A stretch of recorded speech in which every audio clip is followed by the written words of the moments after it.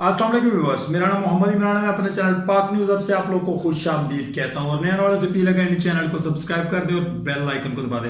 Viewers, आज हम आपको बताएंगे कि गजा में क्या हो रहा है, फलस्तीन के साथ क्या किया जा रहा है, इसराइल के साथ कौन कौन खड़ा है और फलस्तीन के साथ कौन कौन खड़ा है। इस वक्त दुनिया में जो मुस्लिम ममालिक हैं वो सिर्फ आवाज़ तक उठा रहे हैं, सिर्फ वो भी थोड़ी बहुत, कुछ कुछ ममालिक से भी आवाज़ें उठना शुरू हो गई हैं, लेकिन शाम, ईरान और लबनान ये खड़ा है फलस्तीन के साथ और पॉजिटिवली खड़ा है।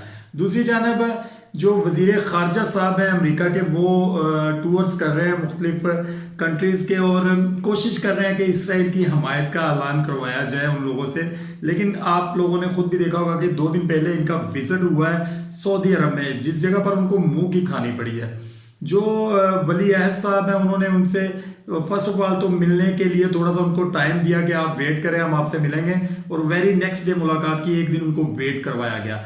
और बैठते साथ ही वली अहद साहब जो सुलेमान साहब थे उन्होंने उनसे पूछा कि कब ये बमबारी रोकी जाएगी और कब खुराक का निज़ाम फलस्तीन के लोगों के लिए, गजा के लोगों के लिए खोला जाएगा। इससे बात स्टार्ट करते हैं, इसके आगे कोई बात नहीं होगी उतनी देर तक जितनी देर तक ये काम नहीं रुकेगा।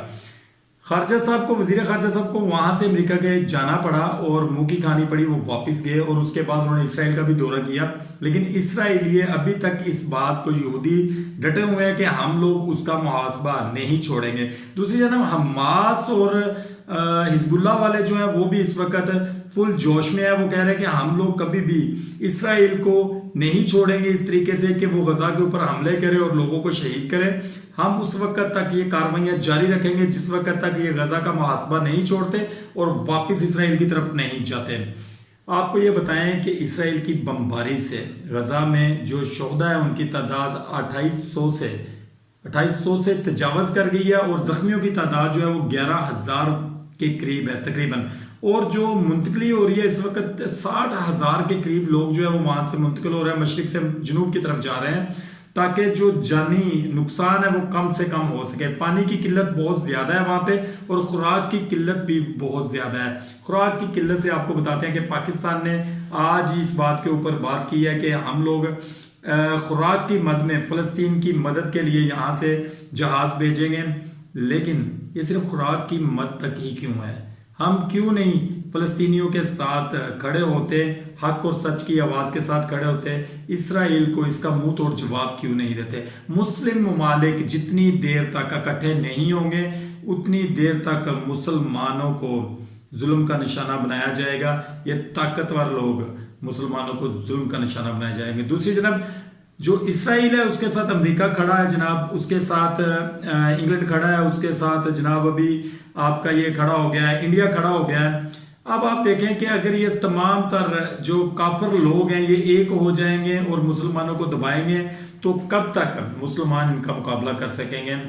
हमें गजा के लोगों का साथ देना चाहिए, फ़लस्तीन के लोगों का साथ देना चाहिए और उनकी खातर हमें भी इस जंग का हिस्सा बन जाना चाहिए, ना कि हम लोग दूर खड़े होकर इसकी खुशबू लेते रहें। अगर आज फ़लस्तीन इस जंग में डूब रहा है तो कल किसी और मुस्लिम मुल्क की बारी आ सकती है। इसलिए इस बारी के आने से पहले पहले इसका कोई फैसला करना पड़ेगा, इनको रोकना पड़ेगा और इनको लगामें डालनी पड़ेगी। अदरवाइज आप कोई भी मुस्लिम ममालिक अभी तैयार हो जाए, किसी भी वक्त आप लोगों की भी बारी आ सकती है। अगर आप लोग आवाज़ बुलंद नहीं करेंगे, आप लोग अपनी अफवाज और अपना असला वहाँ पे नहीं भेजेंगे जो इसराइल को रोक सके।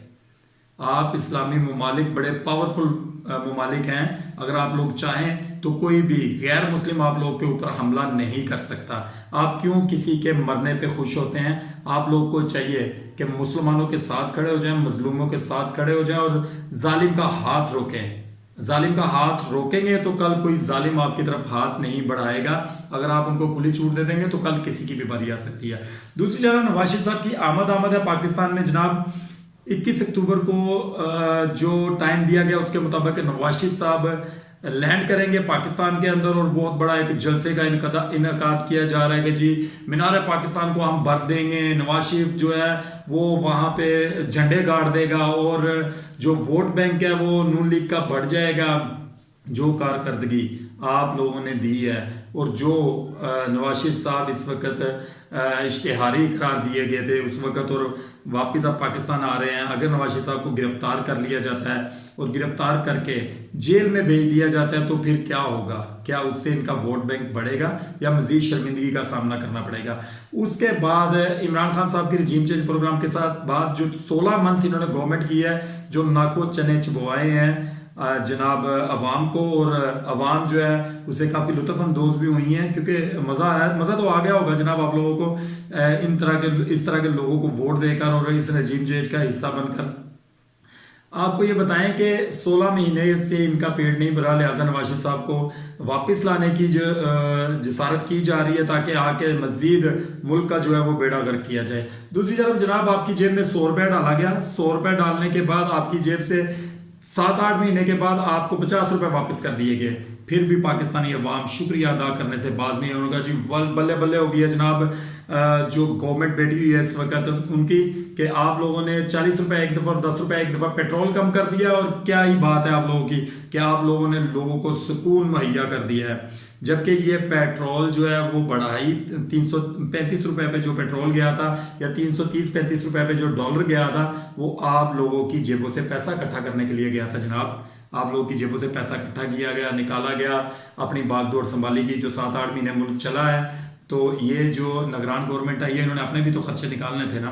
अब जब सब कुछ हो गया, अपने एक्सपेंस निकल गए हैं, मुल्क चल रहा है और इनकी यशियाँ पूरी हो रही हैं, इनके टूर्स हो रहे हैं, आउट ऑफ कंट्रीज ये लोग जा रहे हैं, तो वापसी तो इन्होंने सोचा भी 30-40 रुपए का रिलीफ दे दें, और कुछ रिलीफ इन्होंने नवाज शरीफ साहब के लिए भी रखा है। जारी बात है अगर उनसे जो कमिटमेंट्स की गई हैं तो उसको कैसे फुलफिल किया जाएगा। 21 अक्टूबर को नवाज शरीफ साहब वापस आएंगे, और अगर जनवरी और फरवरी में इलेक्शन हो जाते हैं, अनाउंस हो जाते हैं और इलेक्शन हो जाते हैं, और अगर तहरीक इंसाफ उसका हिस्सा नहीं बनती तो मे भी किसी 2 नंबरी के जरिए नवाज शरीफ साहब को वज़ीर आज़म बना दिया जाए। लेकिन अगर तहरीक इंसाफ उस इलेक्शन का हिस्सा हुई तो लोगों का कहना है कि अगर इमरान खान साहब खंबे को भी वो खड़ा करेंगे तो हम इमरान खान साहब को ही यानी कि बैट को ही देंगे। इसके अलावा उन्होंने कहा जी हम किसी को भी वोट नहीं देंगे। दूसरी जनाब आपके चहेते जनाब फरूख हबीब साहब, जो कि जिस वक्त भी कोई प्रेस कॉन्फ्रेंस होती थी मीडिया सेल के वो इंचार्ज भी रहे हैं PTI के, तो उस प्रेस कॉन्फ्रेंस के अंदर उन्होंने बहुत ज़्यादा वो हक में बातें करते होते थे इमरान खान साहब के, कि इमरान खान साहब जैसा लीडर कोई नहीं है, इमरान खान साहब जैसा ईमानदार आदमी कोई नहीं है, इमरान खान साहब जैसा फेमस आदमी कोई नहीं है, इमरान खान साहब जैसा पॉलिटिकल पर्सन कोई नहीं है, उनको पता है सियासत कैसे करते हैं, वो एक कप्तान है, उनको पता है कि स्विंग कैसे करते हैं, बॉल कैसे करते हैं। ये तमाम तर खूबियाँ फरूख हबीब साहब इमरान खान साहब की बताया करते थे। कल अचानक 29 सितंबर को गायब होने वाले फरूख हबीब साहब कल अचानक बरामद होते हैं। बरामद होने के बाद उनकी प्रेस कॉन्फ्रेंस करवा दी जाती है और फिर इस्तेकाम पार्टी यानी कि इस्तेकाम पाकिस्तान पार्टी में उनको शमूलियत दे दी जाती है। एक साइड से निकलते हैं, दूसरी साइड पे घुस जाते हैं। इससे फरूख हबीब साहब को इंशाल्लाह आने वाले इलेक्शन में पता चल जाएगा कि इमरान खान साहब को छोड़ने का क्या नतीजा होता है और उसके क्या असरात होते हैं। सबसे पहले उस्मान डार साहब, उसके बाद जनाब आपके अब्बासी साहब, सदाकत अब्बासी साहब, उसके बाद आपके फरूख हबीब साहब। अब आपकी बारी है जनाब चौथे पर्सन की, वो हैं शेख रशीद साहब। जनाब ये 3 आदमी तो जो बोले हैं सो बोले हैं, ठीक है। अब जो बोलेंगे शेख रशीद साहब वो भी अंत मचा देंगे। इमरान खान साहब ज़राए के मुताबिक इमरान खान साहब के लिए जो गुफ्तगू बनाई जा रही है शेख रशीद साहब की तरफ से, आपने शेख रशीद साहब का वो चेहरा पहले कभी नहीं देखा होगा। अगर हमारे ज़राए के मुताबिक वही चीज़ें जो शेख रशीद साहब के बारे में बताई जा रही हैं, अगर सेम शेख रशीद साहब ने वही बोली तो कभी आपने ऐसे अल्फाज शेख रशीद साहब के मुंह से नहीं सुने होंगे। हमारा पर्सनल वैसे ये है कि शेख रशीद साहब इस तरह की प्रेस कॉन्फ्रेंस नहीं करने वाले, लेकिन अगर इन लोगों ने प्रेस कॉन्फ्रेंस कर दी है तो शेख रशीद साहब भी प्रेस कॉन्फ्रेंस करेंगे, ये हमारे ज़राए कहते हैं। उसके बाद फिर छोटे मोटे लोगों की बारियां भी आएंगी जो प्रेस कॉन्फ्रेंसेस करेंगे। मुराद सईद साहब को भी पकड़ने की कोशिश की गई, बट सुनने में यही आ रहा है कि वो वहाँ से फरार हो गए और निकल गए। उनके रिलेटिव्स के ऊपर FIRs दी गई और लोगों के मुताबिक उनकी जो वहाँ पे लेडीज़ मौजूद थी, वहाँ का जो SHO था जो वहाँ पे रेड करने के लिए आया था, उसने गिरफ्तारियों से इनकार कर दिया। इसके साथ साथ जो इस वक्त पाकिस्तान के अंदर कंडीशन चल रही है, पॉलिटिकल कंडीशन, वो काफ़ी ज़्यादा क्रिटिकल है। अगर पाकिस्तानी पॉलिटिकल कंडीशन को हमेशा इसी तरीके से कंट्रोल किया गया तो पाकिस्तान कभी भी तरक्की नहीं कर सकेगा। पाकिस्तान को एक हकीकी जमहूरियत की ज़रूरत है। जमहूरी पार्टी ही कोई पाकिस्तान को आगे लेकर जा सकती है, लेकिन वो पार्टी भी करप्शन से पाक हो। अगर करप्शन से पाक पाकिस्तान होगा तो पाकिस्तान आगे तरक्की करेगा।